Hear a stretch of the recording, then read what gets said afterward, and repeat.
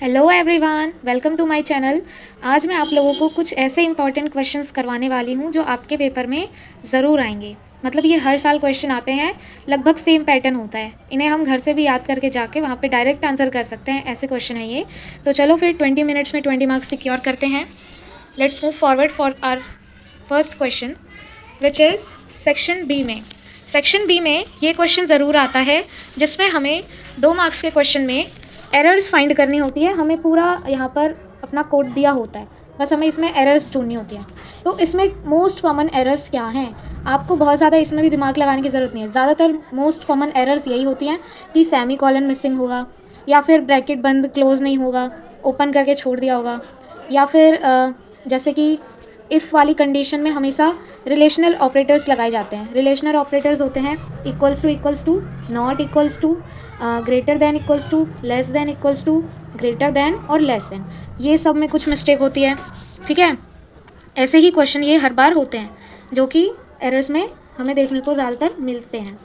और क्वेश्चन और एरर्स ये हो सकती है कि हम जानते हैं कि जो पाइथन लैंग्वेज है वो केस सेंसिटिव लैंग्वेज है। मतलब वहाँ पे अगर हमने डेफ कीवर्ड को ऐसा लिखा तो एरर आएगी, क्योंकि डेफ कीवर्ड को हम सिर्फ ऐसे ही लिख सकते हैं। तो ऐसी कुछ एरर्स, जैसे कि इफ़ को हमें इफ़ ऐसे ही लिखना है, अगर हमने इफ़ लिखा तो गलत हो जाएगा। एल्स को हमें कैपिटल लेटर्स में ही लिखना है, अगर हमने बड़े लेटर्स में लिखा तो वो भी गलत हो जाएगा। तो ये कुछ कॉमन मिस्टेक्स होती हैं इस एरर वाले क्वेश्चन में। तो चलो अब इस क्वेश्चन के हम एरर्स ढूंढते हैं। जैसे कि हमने पहली लाइन में देखा, यहाँ पे डिफ़ाइन लिखा हुआ है। हम जानते हैं कि हमें अगर कोई फंक्शन को डिफ़ाइन करना होता है तो हमें पूरा डिफ़ाइन नहीं लिखना होता, उसके लिए हमें सिर्फ डेफ कीवर्ड का इस्तेमाल करना होता है। तो ये एक एरर हो गई। सेकंड लाइन में हम देख सकते हैं कोई एरर नहीं दिख रही हमें। फिर थर्ड लाइन में हम देखेंगे, थर्ड लाइन में यहाँ पर हम देख सकते हैं कि बोला है यहाँ पे for I in range, range लगाई है और फॉर लूप लगाया है, और यहाँ पे सेमी कॉलन देखो मिसिंग है। तो ये हो गई थर्ड एरर। फिर नेक्स्ट लाइन में बढ़ते हैं, इफ़ एल का आई मॉडुलस 2 इक्वल्स टू 0। मैंने अभी बताया कि इफ़ के साथ रिलेशनल ऑपरेटर आते हैं और ये एक असाइनमेंट ऑपरेटर है, तो यहाँ ये डबल इक्वल्स टू होता तो ये सही होता। तो इस तरह की एरर्स होती हैं। और दूसरी बात ये है कि ये 2 मार्क्स के क्वेश्चन में हाफ मार्क्स की एक एरर होती है, यानी ज़्यादा से ज़्यादा 4 एरर्स होंगी, और कई बार 3 भी होती हैं, ठीक है। तो इसका खास ध्यान रखें। जैसे कि चलो आंसर भी दिखा देती हूँ मैं। यहाँ पे आप देख सकते हैं कि क्या क्या एरर्स थी। पहली डेफ, दूसरी यहाँ पे सेमी कॉलन मिसिंग, फिर थर्ड रिलेशनल ऑपरेटर की, और फोर्थ हमने शायद देखी नहीं, ये रही, हाँ, एल्स यहाँ पे बड़ा लिखा हुआ है जो कि केस सेंसिटिव की वजह से एक एरर है, ठीक है। तो इसे हमने यहाँ पे ऐसे करेक्ट कर दिया। तो ये हो गया हमारा 2 मार्क्स का क्वेश्चन। नेक्स्ट क्वेश्चन देखते हैं।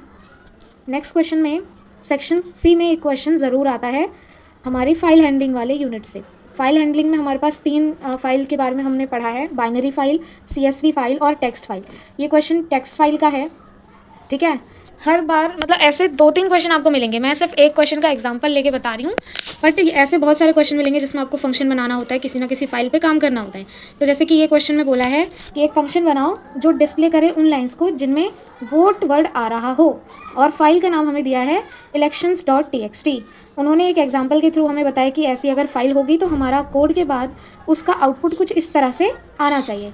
तो हम इसको कैसे कर सकते हैं। चलो मान लिया कि हमें लॉजिक क्लिक नहीं हो रहा कि हम कैसे चेक करें कि वोट लाइन में आ रहा है और उसे प्रिंट करवाएं, लेकिन हम कुछ ऐसे स्टेप्स हैं जो लिख सकते हैं और उससे हमें मार्क्स भी मिलेंगे। मतलब सारे मार्क्स 3 नंबर गंवाने से अच्छा है कि हम कुछ मार्क्स तो सिक्योर करें अपने। तो कैसे, सबसे पहले बोला है कि फंक्शन बनाओ। तो फंक्शन बनाना कोई बहुत बड़ी बात नहीं है। यहाँ पे फंक्शन का नाम नहीं दिया है। कुछ क्वेश्चंस में बोला होता है कि कॉपी डेटा या कोई भी नाम का ऐसा फंक्शन बनाओ, तो हमें वही नाम लिखना होता है, बट यहाँ पे नाम नहीं दिया तो हम अपनी तरफ से कोई भी नाम लिख सकते हैं। फॉर एग्जाम्पल हमने लिख दिया डेफ काउंट वोट, ठीक है। पैरेंथेसिस और कोलन लगाना बिल्कुल नहीं भूलना, क्योंकि सिंटैक्स एरर हो जाएगी फिर, ठीक। तो इस तरह से हमने अपना पहला काम तो ख़त्म कर दिया कि हमें फंक्शन कैसे बनाना है। फिर उसके बाद बोला है कि हमें टेक्स्ट फाइल को रीड करना है। तो रीड करने के लिए पहले हम फाइल खोलेंगे, इसमें भी कोई बड़ी बात नहीं है। 2 स्टेटमेंट्स होती हैं जिनके थ्रू आप फाइल को खोल सकते हो। पहली होती है F इक्वल्स टू ओपन, फिर यहाँ पे फाइल का नाम आता है विद एक्सटेंशन कॉमा। अब यहाँ पे रीड करनी है हमें फाइल, तो रीडिंग मोड में हम ऐसे खोल देंगे। लेकिन एक और होता है, उससे भी आप खोल सकते हो विद क्लॉज की हेल्प से। विद से कैसे खोलते हैं मैं वो भी बता देती हूँ आपको। विद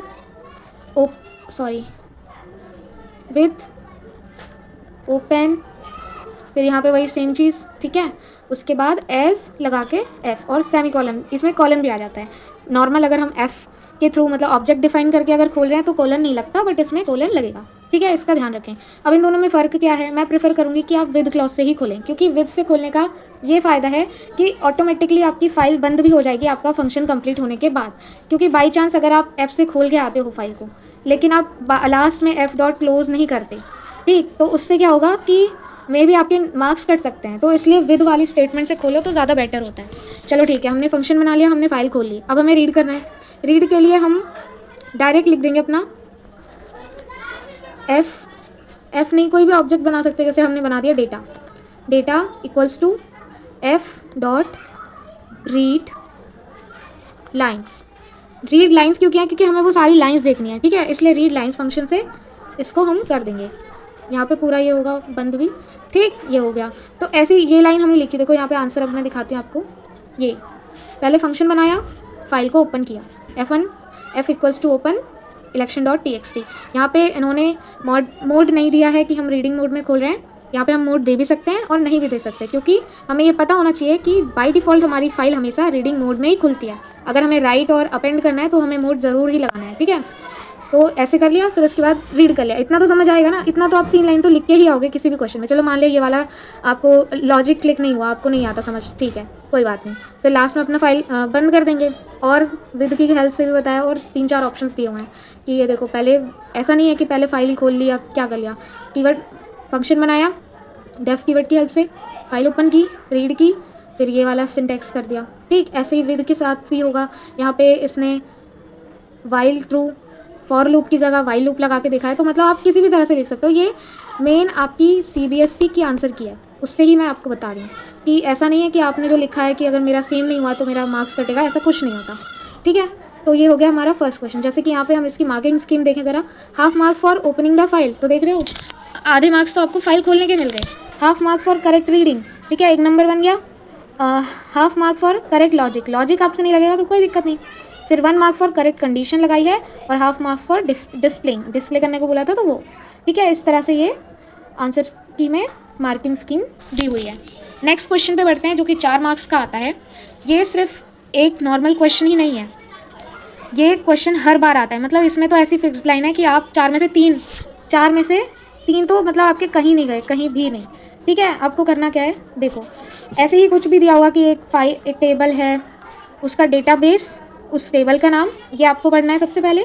फिर आपको आगे पढ़ना है कि फंक्शन बनाना है, या जो भी क्वेरी बताई होगी कि हमें ये इंसर्ट करना है या अपडेट करना है, कोई सी भी क्वेरी हो सकती है, ठीक है, उसको छोड़ दो। अगर आपको क्वेरी नहीं आती तो, अगर आपको क्वेरी आती है तो 4 में से 4 ही आने वाला है, बट मैं ऐसे मान के चल रही हूँ कि ऐसी कौन सी चीज़ें हैं जो बिना हमें पता हुए भी हम बहुत कुछ कर सकते हैं क्वेश्चंस में। तो अगर आपको क्वेरी नहीं आती तो फॉरगेट इट, ठीक है। नेक्स्ट हम देखेंगे जो हमारी काम की चीज़ है कि हमें होस्ट पता होना चाहिए, यूज़र, पासवर्ड और डेटाबेस, ठीक है। ये 4 चीज़ें तो हमें ध्यान से देखनी है, क्वेश्चन में जो दी है वही लिखनी है, वरना गलत हो जाएगा, ठीक है। तो अब देखो इसे करना कैसे, मैं आपको डायरेक्ट आंसर से दिखा रही हूँ यहाँ पर। Here is the answer. चलो, सबसे पहली लाइन जो आपको लिखनी है वो ये है, इम्पोर्ट mysql.connector as pm। यहाँ पे pm भी लिख सकते हो, यहाँ पे mycon भी लिख सकते हो, कुछ भी लिख सकते हो। ये शॉर्ट नेम दिया है इस पूरे वर्ड को, ताकि जब हमें ये वर्ड यूज़ करना हो तो हम उसकी शॉर्ट फॉर्म यूज़ कर लें, इतना बड़ा वर्ड हमें यूज़ ना करना पड़े, ठीक है। तो फर्स्ट लाइन आपकी ये होने वाली है। सेकेंड लाइन आपको कनेक्शन स्टैब्लिश करने के लिए ये वाली लाइन पूरी यहाँ से लेके यहाँ तक लिखनी होगी। अब देखो यहाँ पे हमें ये सब सेम रखना है, बस जैसे होस्ट में यहाँ पे लोकल होस्ट, क्वेश्चन में जो दिया है वो देना होता है। यूज़र में रूट, क्वेश्चन में रूट दिया था, जो पासवर्ड दिया था, जो डेटाबेस दिया था, सिर्फ इतना चेंज करना होगा क्वेश्चन के अकॉर्डिंग। बाकी ये पूरी लाइन एज इट इज़ आपको लिखनी होगी, ठीक है। फिर उसके बाद बनाते हैं कर्सर बनाएंगे, माई कर्सर या कुछ भी नाम दे सकते हैं, ठीक है। और यहाँ पे देखो माई DB जो हमने कनेक्शन बनाया था उसके हिसाब से कनेक्शन डॉट कर्सर, ये स्टेप मैंडेटरी है, ठीक, नहीं करोगे तो मार्क्स कटेंगे। और ये ऐसे स्टेप्स हैं जो आप घर से याद करके जाके वहाँ पे लिख सकते हो। फिर उसके बाद ये इतना क्वेरी का पार्ट है। मान लिया कि हमें क्वेरी नहीं आती तो हमें बस इतना करना है कि एक बार क्वेरी डाल के इक्वल्स टू डाल के छोड़ देना है कि हमें नहीं पता भाई क्या थी क्वेरी, हमें नहीं समझ आई, ठीक है। फिर हमें अगली स्टेप पे बढ़ना है जो कि है माई कर्सर डॉट एग्जीक्यूट और क्वेरी, ऐसी पूरी लाइन लिखनी है आपको ये। फिर ये कमिट वाली और क्लोज वाली, समझ में आई। फर्स्ट लाइन क्या होगी आपकी, फर्स्ट लाइन होगी दिस वन, 1 देन 2 3 देन 4 में सिर्फ क्वेरी, 5 6 7, ठीक है। ये 7 लाइंस आपको घर से याद करके जानी है और वहाँ पे शांति से लिख देनी है। अगर आपको क्वेरी आती है तो उस क्वेरी में, क्वेरी वाला जो स्पेस मैंने आपको बोला ना छोड़ देना, क्योंकि आपको नहीं पता है, ऐसा मान के चल रही हूँ मैं। अगर आपको पता है तो ये देखो ट्रिपल कोट्स के अंदर आपको क्वेरी लिखनी है, सेम जैसे आप नॉर्मल क्वेश्चंस में आता है ना कि क्वेरी राइट करो तो क्वेरीज लिखते हो, वैसे ही बस उसे ट्रिपल कोट्स में कर देना। इतना सा काम है, पूरा ये 4 मार्क्स आपकी मुट्ठी में। आगे बढ़ते हैं। नेक्स्ट क्वेश्चन ये देखो, इसी का और मैं एक और बार दिखाया हुआ है कि ऐसे भी लिख सकते हो आप, मतलब अलग अलग मॉडिफिकेशन। भाई ये लॉजिक वाली चीज़ें हैं, किसी के दिमाग में कुछ आ सकता है और किसी के दिमाग में कुछ, तो ऐसा नहीं है कि जो टीचर ने अपनी आंसर की में छापा है वो अगर बच्चे ने लिखा है तो ही मार्क्स मिलेंगे, ऐसा नहीं होता। ठीक है, यहाँ पे देखो मैं आपको मार्किंग स्कीम भी दिखा देती हूँ कि आपको 1 नंबर मिल जाएंगे जब आप कनेक्टिविटी करोगे, मतलब ऊपर आपने इंपोर्ट किया वो, फिर क्रिएटिंग द कर्सर बनाने के आपको 1 मार्क्स मिले हैं। बस यहाँ पे देखो फॉर्मेशन ऑफ क्वेरी के 1 मार्क्स है, चलो मान लिया कि ये नहीं मिले हमें। फिर आधे मार्क्स से कनेक्शन को हमने जो एग्जीक्यूट किया था, है ना, कर्सर डॉट एग्जीक्यूट क्वेरी वाला। फिर हाफ मार्क्स हैं कमिट करने के, क्योंकि कमिट का मतलब है कि आपने जो करा वो अब चेंज हो जाए उसमें, ठीक है, तो वो भी बिल्कुल छोड़ना नहीं है। तो देख सकते हो आप 3 में से 4 तो आपको मिल ही गए, सॉरी 4 में से 3 मार्क्स तो आपको मिल ही गए। ठीक, अब नेक्स्ट क्वेश्चन पे बढ़ते हैं। नेक्स्ट क्वेश्चन, ये वाला क्वेश्चन आपके लास्ट सेक्शन में ज़रूर आता है, हर बार आता है, और ये क्वेश्चन है नेटवर्किंग का। नेटवर्किंग यूनिट हमारी टोटल 10 मार्क्स की है और उसमें से 5 मार्क्स का तो यही क्वेश्चन आ जाता है। तो नेटवर्किंग में ज़्यादातर बचा ही क्या, 1-2 नंबर के अपने MCQs आ जाएंगे, ठीक है, इतना कुछ हार्ड नहीं है। अगर आपको ज़्यादा थ्योरी नहीं समझ आ रही तो सिर्फ ये 5 वाला तो करके ही जाओ, बाकी का देखा जाएगा। तो इसको कैसे करना होता है, यहाँ पे बस हमें इतना पढ़ना है कि क्या दिया है, थोड़ा सा क्वेश्चन हमें रीड करना है कि NGO है, वर्किंग ट्रीटमेंट, और इनका हेड ऑफिस वगैरह हमें बस नाम अंडरलाइन कर लेना है या समझ लेना है कि ये रहा एक हेड ऑफिस, इसका नागपुर में है, ठीक है। एक और सेंटर ये बनाना चाह रहे हैं विजयवाड़ा में, ठीक है, और इसमें ब्लॉक्स हैं, 4 ब्लॉक्स हैं, बस इतना आपको जानना है, ठीक। फिर हम आ जाएंगे, ये डिज़ाइन आप देख सकते हो, ठीक है, कि इस तरह से 4 ब्लॉक्स हैं। फिर यहाँ पे दिया होता है कि कौन से 2 ब्लॉक्स के बीच में कितनी डिस्टेंस है, उसको भी हमें नहीं पढ़ना, कोई दिक्कत नहीं है। फिर हमें नेक्स्ट इसे ज़रूर पढ़ना है कि किस ब्लॉक में कितने कंप्यूटर्स हैं, क्योंकि इस क्वेश्चन, इस वाले ब्लॉक से, इस वाले टेबल से आपके 2 नंबर के क्वेश्चन इस 5 वाले में से बनेंगे। कैसे, आओ मैं बताती हूँ। फर्स्ट क्वेश्चन जैसे बोला है, suggest the most appropriate location for the server inside the centre, ठीक है। तो यहाँ पे जो सर्वर वाली चीज़, जैसे ही आपके पास कीवर्ड आए कि हाँ भाई सर्वर की बात की गई है, इसमें बोला है कि सर्वर की लोकेशन बताओ। जैसे ही आपने ये कीवर्ड देखा लोकेशन ऑफ सर्वर, बस आपको कुछ नहीं पढ़ना, आगे पढ़ो ना पढ़ो क्वेश्चन में कोई दिक्कत नहीं, बस इतना आपने देखा कि लोकेशन ऑफ सर्वर पूछा है, तुरंत हम ऊपर जाएंगे, अपनी टेबल में देखेंगे कि टेबल में सबसे ज़्यादा कंप्यूटर्स कहाँ पे हैं। तो हम देख पा रहे हैं 40 कंप्यूटर है हमारी साइकेट्री बिल्डिंग में, तो इस ब्लॉक का नाम हमारा आ जाएगा आंसर में। अभी मैं आंसर लास्ट में दिखा दूँगी, ठीक है, चलो दिखाई देती हूँ। हियर इज़ द आंसर, ये देखो साइकेट्रिक्स, क्योंकि इसकी पास मैक्सिमम नंबर ऑफ कंप्यूटर्स हैं, ठीक। और ये सब भी लिख सकते हो, मतलब और में दिए हैं, पर ज़्यादातर मेजरली आपको रीज़न देना होता है, जो कि प्रॉपर एक रीज़न होना चाहिए, और ज़्यादातर क्वेश्चंस में वो रीज़न यही होता है, मैक्सिमम नंबर ऑफ कंप्यूटर। तो ये बेस्ट ट्रिक है कि आप जिसमें सबसे ज़्यादा कंप्यूटर है वही वाला आंसर लिख के आएँ और अपना रीज़न दे दें कि मैक्सिमम नंबर ऑफ कंप्यूटर्स हैं यहाँ पे, ठीक। नेक्स्ट क्वेश्चन पे बढ़ते हैं। नेक्स्ट क्वेश्चन बोल रहा है कि यहाँ पर which hardware device you will suggest to connect all the computers with in each block. हर ब्लॉक में आपको कंप्यूटर जोड़ने के लिए कौन सा डिवाइस यूज़ करेंगे। तो हब और स्विच अगर आपने पढ़ा हो तो, नहीं पढ़ा है तो कोई दिक्कत नहीं है, हब की हमें ज़रूरत भी नहीं है, क्योंकि हम जानते हैं अगर आपने पढ़ा होगा कि स्विच ज़्यादा अच्छा है, ठीक है। तो हमें बस ये देखना है कि जैसे ही बोला हार्डवेयर डिवाइस कंप्यूटर्स को कनेक्ट करना है, ठीक है, कर देंगे, किसके थ्रू, स्विच के थ्रू, आंसर हमारा हो जाएगा स्विच। हब भी लिख सकते हो, देखो यहाँ पे दिया हो ना एनीवन, कोई भी लिख सकते हो, पर switch is the most appropriate answer, ठीक। नेक्स्ट क्वेश्चन देखते हैं। नेक्स्ट क्वेश्चन में बोला है ड्रॉ अ केबल लेआउट। अब यहाँ पे केबल लेआउट की बात की गई है। अब मैं बता दूं कि हमारे पास जो 2 टेबल्स थी ना, एक तो कंप्यूटर नंबर ऑफ कंप्यूटर्स की और एक डिस्टेंस की, तो आप ये केबल लेआउट 2 तरीक़ों से बना सकते हो। या तो आप डिस्टेंस देख के जो जिन ब्लॉक्स को जोड़ने में कम से कम डिस्टेंस लग रही हो उस डिस्टेंस के अकॉर्डिंग बनाओ, पर उसमें थोड़ा टाइम कंज्यूमिंग है, क्योंकि हमें फिर दिमाग में आना पड़ेगा, प्लस करना पड़ेगा, माइनस करना पड़ेगा कि हाँ किसकी ज़्यादा डिस्टेंस लग रही है जोड़ने पे और किस पे कम, और मे बी लास्ट तक आपके पास टाइम रहे ना रहे, ये लास्ट में क्वेश्चन भी आता है। तो आपको क्या करना है, मैंने बोला ना कि डिस्टेंस वाली टेबल छोड़ दो, कोई दिक्कत नहीं है। हमने जहाँ पर अपना सर्वर को स्विच किया है, ठीक है, जहाँ सर्वर हमने लगाया है वहाँ से ही हम बाकी के ब्लॉक्स को जोड़ देंगे।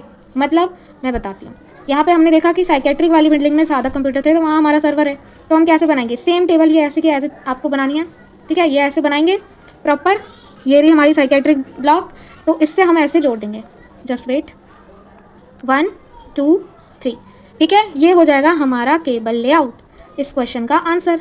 As simple as that. मैं आंसर भी दिखा देती हूँ, ये देखो 2 तरीक़ों से दिया हुआ है। एक ये है साइकेट्रिक बिल्डिंग के हिसाब से जो हमने बनाया, ठीक है, और ये है लीस्ट डिस्टेंस के बेसिस पे, ठीक है, यहाँ पे लिखा भी होता है। और भी केबल लेआउट हो सकता है, पर आपका मतलब सही होना चाहिए। जैसे यहाँ पे एडमिन ब्लॉक से बनाए, क्यों? क्योंकि उन्होंने आंसर की में दिया है कि एडमिन ब्लॉक को भी आप सर्वर की तौर पे रख सकते हैं, तो इसके लिए, ठीक है। फिर नेक्स्ट क्वेश्चन देखते हैं। सर्वर हो गया ना, ये भी हो गया। ये where should the router be place to provide internet to all the computers in the centre. अब राउटर की पोजीशन आप कहाँ रखेंगे ये पूछा है। जहाँ पे भी पूछे कि राउटर की क्या पोजीशन होनी चाहिए, तो राउटर को प्लेस करेंगे where the server is placed. याद रख लो ये लाइन कि राउटर को वहाँ लगाना है जहाँ सर्वर लगाया है, राउटर को वहाँ लगाना है जहाँ सर्वर लगाया है, ठीक है। आगे बढ़ते हैं। नेक्स्ट क्वेश्चन जो 5th होता है, उसमें आपको चॉइस मिलती है कि या तो ए करो या फिर बी करो, एज योर विश। तो हम देखते हैं। ए में बोला है the manager at Nagpur wants to remotely access the computer in admin block. तो कौन सा प्रोटोकॉल का यूज़ करेगा वो, ये पूछा गया है कि कौन से प्रोटोकॉल का वो यूज़ करेगा अगर उसे रिमोटली एक्सेस करना है। तो यहाँ पे आपको नेटवर्क की यूनिट में प्रोटोकॉल्स की नॉलेज होना ज़रूरी है, ठीक है। और बाई चांस चलो मान लिया कि ये नहीं आता, क्योंकि हर बार ज़रूरी नहीं है ये वाला क्वेश्चन है। मतलब अभी तक मैंने जो 4 बताया ना कि केबल लेआउट आना ही आना है, ठीक है, सर्वर कहाँ लगाओगे आना ही आना है, हर ब्लॉक में कंप्यूटर्स को कैसे जोड़ोगे स्विच से आना ही आना है, ठीक है। और एक और क्या था, हाँ ये भी आ सकता है राउटर की पोजीशन वाला कि कहाँ पे राउटर लगाओगे, या फिर रिपीटर आ जाता है। रिपीटर मतलब रिपीटर वहाँ लगाते हैं जहाँ पे 2 बिल्डिंग्स के बीच में 100 मीटर से ज़्यादा की दूरी होगी। अब जैसे इस वाले में देखें, इस वाले में किसी में है या नहीं, 100 मीटर से ज़्यादा की कहीं भी नहीं है। तो अगर क्वेश्चन आएगा ना कि राउटर आप कहाँ लगाओगे, तो इसमें आंसर हो जाता कि नहीं, हमें राउटर की ज़रूरत नहीं है क्योंकि distance are less than 100 metres, ठीक है। फिर अब देखो, तो यहाँ पे प्रोटोकॉल पूछा था, तो प्रोटोकॉल कौन सा लगेगा, प्रोटोकॉल लगेगा यहाँ पे TELNET, ठीक है। फिर उसके और में जो क्वेश्चन है हमारे पास, और में बोला है कि कौन से टाइप का नेटवर्क बनेगा अगर हम सेटअप करें along the computers connected with centre. दोनों सेंटर्स को अगर जोड़ें तो कौन सा, या तो लैन बनेगा, ठीक, और या तो मैन या वैन। मतलब देख रहे हो आपको कितने सारे ऑप्शन दिए हैं, आपने इन तीनों में से एक भी लिखा होता तो मार्क्स मिल जाते, इतना ईजी है, ठीक। तो ये क्वेश्चन थे कुछ। अब नेक्स्ट क्वेश्चन पे बढ़ते हैं। ये हो गया हमारे एक मोस्ट इंपॉर्टेंट क्वेश्चन, बहुत मतलब हर बार आने वाले क्वेश्चन है ये, ठीक। ज़्यादातर मैं ये बोलूँगी कि ये जो क्वेश्चन था ना कि आपका कौन से टाइप का नेटवर्क बनेगा, ये वाला, तो यहाँ पे ज़्यादातर या तो मैन आता है या तो वैन आता है। अगर आपको नहीं समझ आ पाता कि कौन सा लगेगा तो मैन या वैन लिखना, ठीक है। लैन बहुत कम यूज़ होता है। नेक्स्ट क्वेश्चन पे बढ़ते हैं। डी सेक्शन का 4 मार्कर क्वेश्चन जो कि SQL से है। एसक्यूएल क्या है भाई? एसक्यूएल में हमें क्वेरी लिखने को आती है। ये तो मैंने सिर्फ 4 मार्क का एक क्वेश्चन उठाया है, बाकी हमारी एसक्यूएल से बहुत सारी क्वेरीज आएंगी क्योंकि 70 मार्क्स का पेपर है। यहाँ पे मैं सिर्फ आपको एग्जांपल दे रही हूँ, ठीक है, समझा रही हूँ कि आप ऐसे क्वेश्चन को कैसे कर सकते हैं।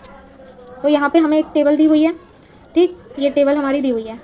इसके बेसिस पे हमें क्वेश्चन आता है कि या तो आप एसक्यूएल कमांड लिखिए और या तो आप एसक्यूएल कमांड का आउटपुट लिखिए। तो मैं आपको सजेस्ट करूँगी, इफ़ आपको, मैं ऐसा ही मान के चल रही हूँ कि अगर एसक्यूएल कमांड लिखने में दिक्कत आती है तो कि एसक्यूएल कमांड नहीं समझ आती कि कौन सा क्या लगेगा, सेलेक्ट कब लगेगा, अल्टर कब लगेगा, क्रिएट कब लगेगा, इंसर्ट कब लगेगा, ग्रुप बाय कब लगेगा, मतलब फॉर एग्जांपल बहुत सारे क्लॉज हैं, तो ये सब चीज़ें कब लगेंगी नहीं समझ आता क्वेरी बनाने में। तो क्वेरी को आउटपुट बनाने में ना बहुत आसानी है, बहुत। मैं आपको बताती हूँ कैसे। हम इन्हें छोड़ देते हैं, हम मान रहे हैं कि हमें क्वेरीज बनाना नहीं आता, ठीक है, हमें एसक्यूएल क्वेरी बनाना नहीं आता, लेकिन हम इसका और जो होता है 4 मार्क्स का है वो भी और अटैम्प्ट कर सकते हैं जिसमें हमें उसकी आउटपुट लिखने होते हैं, ठीक है। फॉर एग्जांपल फर्स्ट क्वेश्चन क्या रहे, ध्यान से समझिएगा। सिलेक्ट एक स्टेटमेंट है, सिलेक्ट के साथ जो भी 2, 3, 1 कितने भी आ सकते हैं, फ्रॉम से पहले जितने भी वर्ड्स आएंगे उनका आपका कॉलम बनेगा। कॉलम बनेगा मीन्स जैसे इसने बोला है डब्लू नेम, तो डब्लू नेम का कॉलम बनेगा, वेज इंटू आर्स का कॉलम बनेगा, ठीक है। 2 कॉलम बने तो 2 कॉलम यहाँ पे ऐसे बन जाएंगे। फिर फ्रॉम द टेबल नेम आता है, उसका हमें कोई लेना देना नहीं है। जहाँ पे अब ये चीज़ हमें चेक करनी होगी, जहाँ पे साइट आईडी 103 हो। अब हम जाएंगे अपनी टेबल पे फटाफट से। साइट आईडी कहाँ लिखा है भाई, ये रहा साइट आईडी 103 2 मिली। इनका हमें क्या क्या डिस्प्ले करना था, डब्लू नेम और इन दोनों का मल्टीप्लिकेशन, ठीक है। तो एक हमारा कॉलम ये था और एक इन दोनों का मल्टीप्लिकेशन वाला कॉलम था। तो कैसे इसका आंसर आएगा, ये हेडिंग आएगी, इन दोनों की मल्टीप्लिकेशन वाली हेडिंग जो मैंने बना ही दी है।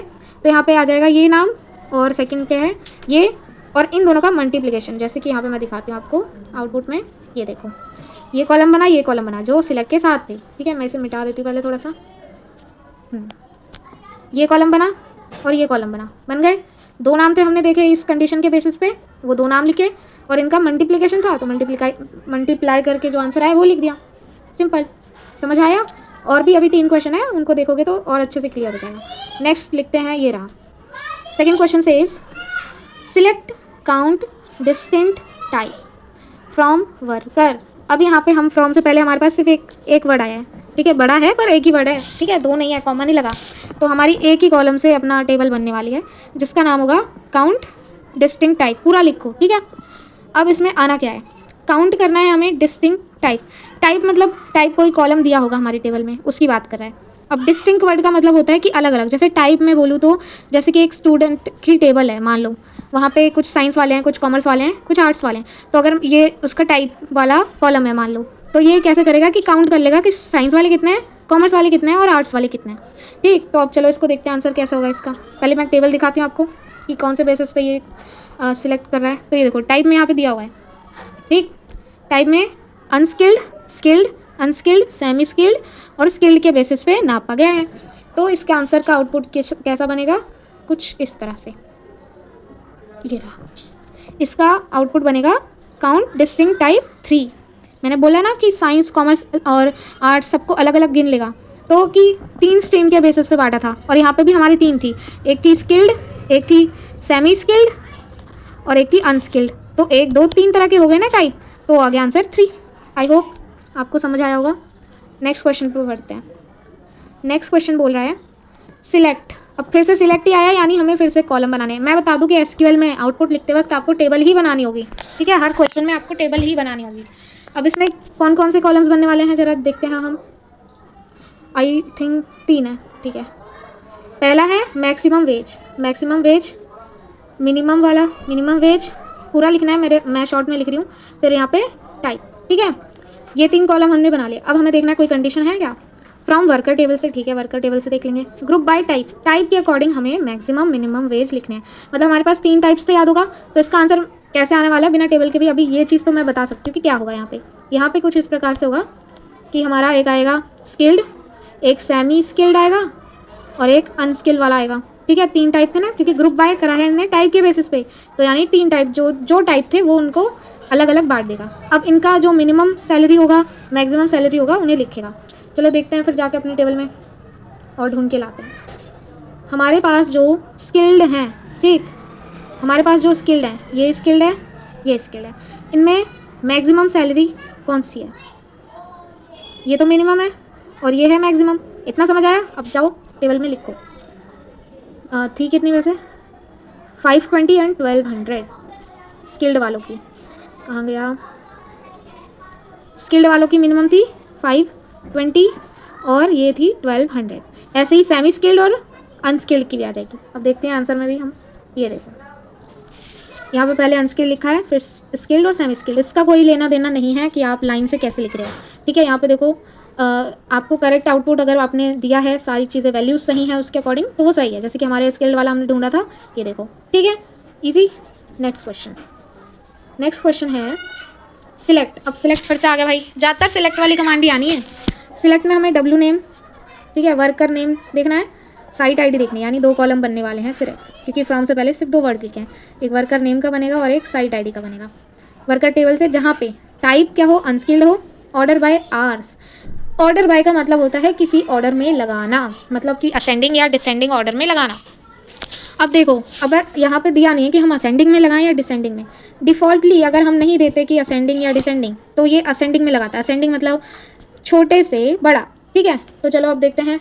आर्ट्स के बेसिस पे हमें डब्ल्यू वर्कर का नाम और साइट आईडी लिखनी है, अनस्किल्ड होना चाहिए और ऑर्डर बाय छोटे से बड़ा इन आर्ट्स। चलो देखते हैं। आर्ट्स ये रहे आर्ट्स। अब हमें अनस्किल्ड देखना, तो अनस्किल्ड ये वाला है और ये वाला है। सिर्फ इन्हें देखना है, बाकी इन दोनों को नहीं देखना, इन बाकियों को बिल्कुल नहीं देखना। ठीक है, अब इसके बेसिस पे हमें इनको पहले तो ऑर्डर में अपने दिमाग में अरेंज करेंगे। 2 ही है हमारे पास, छोटा कौन सा है, दिस वन, बड़ा कौन सा है, दिस वन। हमें लेकिन रिप्रेजेंट क्या करनी थी, 2 चीज़ें रिप्रेजेंट करनी थी, डब्ल्यू नेम, साइट आईडी। तो इसकी जो टेबल बनेगी उसमें डब्ल्यू नेम, साइट आईडी ही रहेगा। ऑर्डर बाय इसके अकॉर्डिंग किया है तो पहले असेंडिंग में करता है तो छोटा वाला, यानी पहले नेम वाले में जैकॉब आएगा और उसकी साइट आईडी 101 आएगी, फिर बड़ा वाला अहमद और उसकी 103। चलो अब आंसर में चेक करते हैं क्या है, सही है आंसर हमारा। यस, जैकॉब पहले आया है फिर अहमद आया है, ठीक है। आई होप आप लोगों को समझ आ गया होगा। तो ये थे कुछ ऐसे टॉप मोस्ट क्वेश्चंस जो आपके पेपर में हर साल देखने को मिलते हैं। इन्हें आप इजीली सॉल्व कर सकते हैं और आपने 20 मार्क्स के अप्रॉक्स आप सिक्योर कर सकते हैं। आई होप आपको ये वीडियो अच्छा लगा होगा। और अगर आप ऐसे ही PYQs की वीडियोस चाहते हैं, चाहे वो MCQ हो गया या 1-2 मार्कर 3 मार्कर कैसे भी टाइप के क्वेश्चन, तो जस्ट वन रिक्वेस्ट कि इस वीडियो पे 50+ लाइक्स अगर होंगे तो आप जो भी कमेंट करेंगे मैं उस पर वीडियो ज़रूर लेके आऊँगी। Thank you, have a nice day.